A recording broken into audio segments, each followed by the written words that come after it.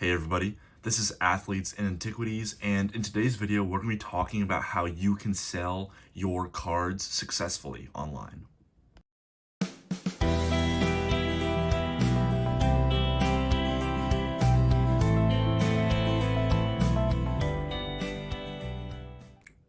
So we're just going to hop right into it. First, we're going to talk about options on where to sell. So there's three main categories of places to sell. The first one being just eBay, which is the king of selling. And then the second option is secondary card specialized platforms like PWCC.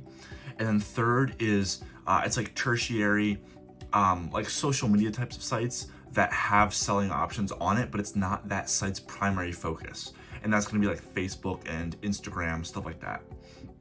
So first off with eBay, most of the time eBay is your place to go.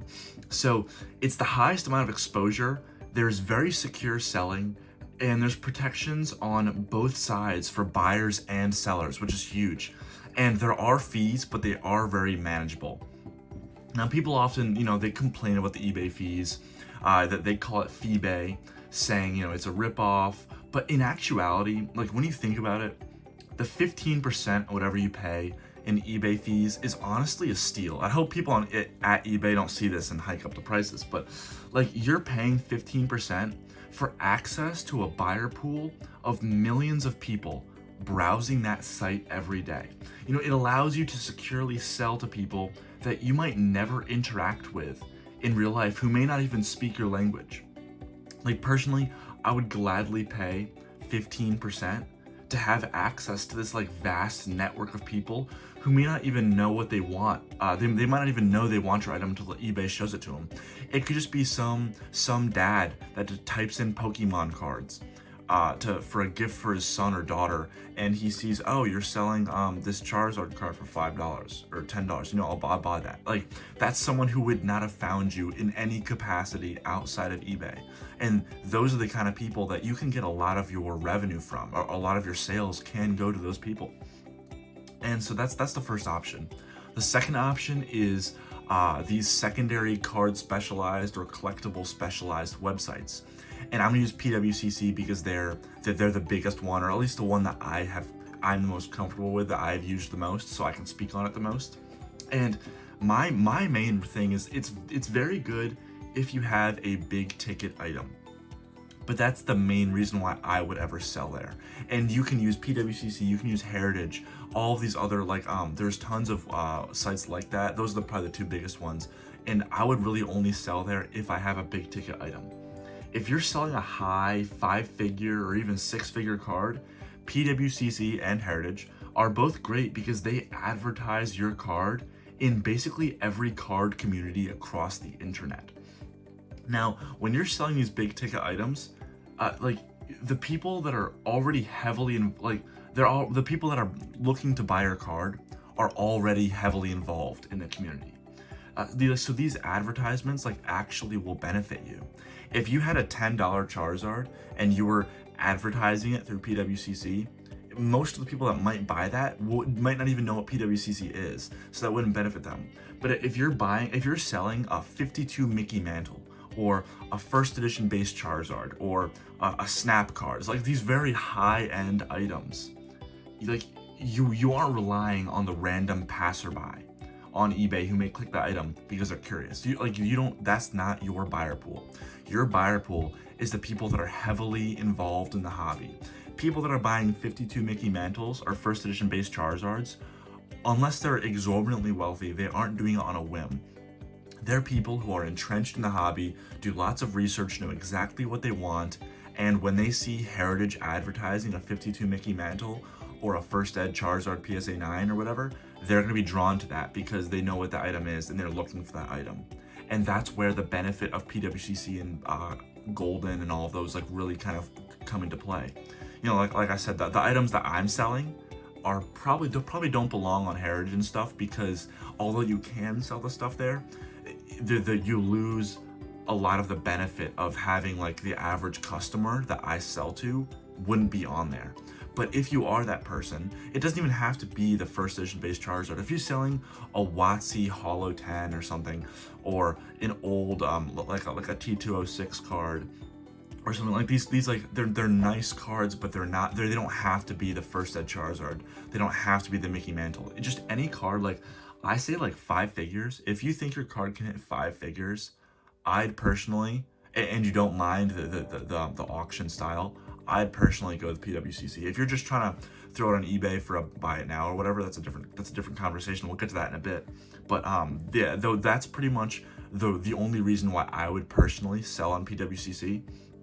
But the third option to talk about is these tertiary social media kind of sites that have selling platforms and selling infrastructure, but they're not necessarily a selling like site, like Facebook Marketplace or Instagram, that you can sell on there, but that's not the primary focus of that group. So you might have a little bit smaller of a buyer pool.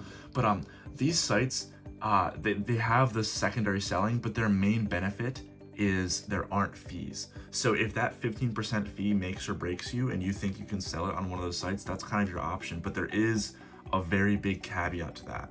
And it's going to be very hard to get eyes on your item if you're not a well-known person. So like me or you on that site might not get a lot of traction. But if you already have a social media presence, whether you have a YouTube or an Instagram already that has a good amount of followers, and you know that your followers are looking to buy those items, you can sell there successfully and avoid those fees.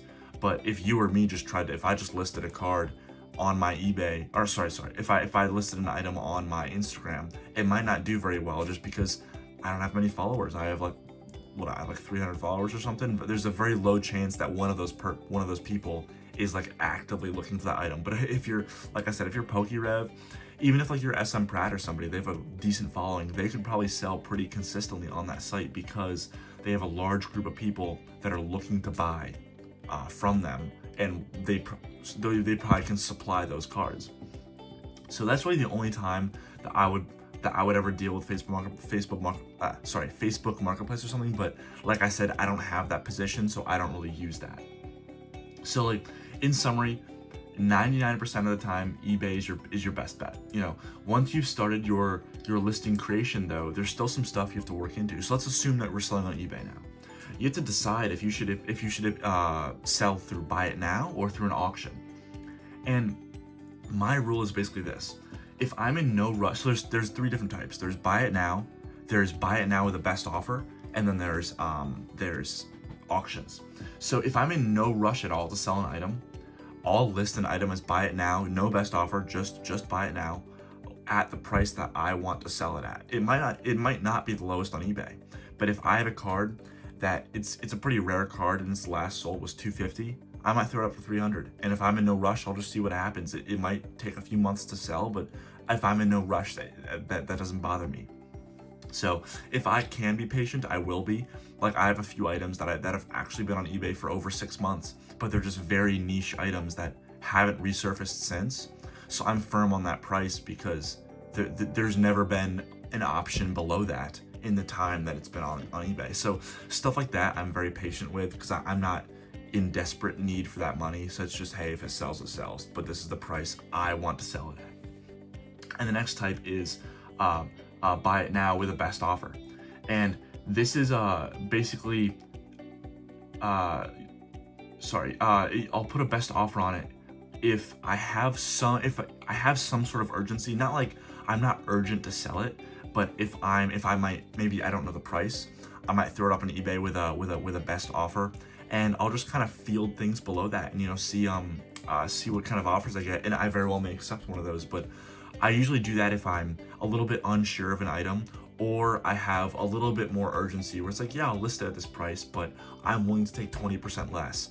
And if people send you an offer and you accept it, like that makes them feel better too, because it feels like they got a good deal. So that's a little bit step down from that. And the third option is an auction.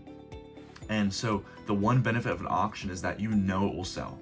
If I put a card on a 99-cent auction, I will get at least one bid, and I know it'll be moved within the week. It will not be the same premium as a Buy It Now, but I'm paying for that convenience.